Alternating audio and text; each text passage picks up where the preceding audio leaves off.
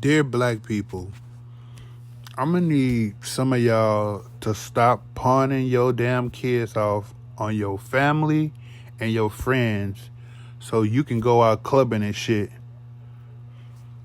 And then you find out years later that your son or your daughter was sexually assaulted or raped by someone that you and them trusted. All because you want to just leave your kids with just anybody. Even if they are your family and friends, you need to know for sure who that person is. What kind of habits that person has. You just can't leave your kids around anybody. Like, that's the most important thing is your kids. You can't just leave your kids around anywhere.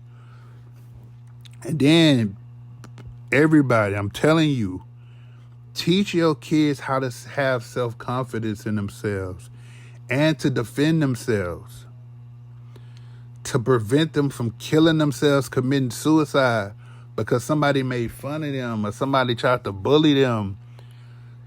Like, you have to realize, yes, it's easy to say, well, maybe people should just teach their kids not to bully people. And that's true.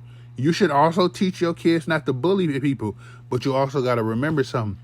Not all kids have good parents. Some kids grew up in orphanages and then were adopted and nobody wanted them. So like they didn't have somebody to teach them right from wrong. Some kids grew up homeless, grew up on the streets. They didn't have somebody to teach them what to do and what not to do, how to interact with people, how to treat people and stuff like that. You also got to take that shit into consideration. And like you got to make sure to ask them and make sure they not depressed or angry and all that to make it to where you come to find out they didn't end up killing themselves. Like, you need to check in on your kids, monitor your kids, talk to your kids every day. Don't just walk by your kids and you don't know what's going on in their schoolwork.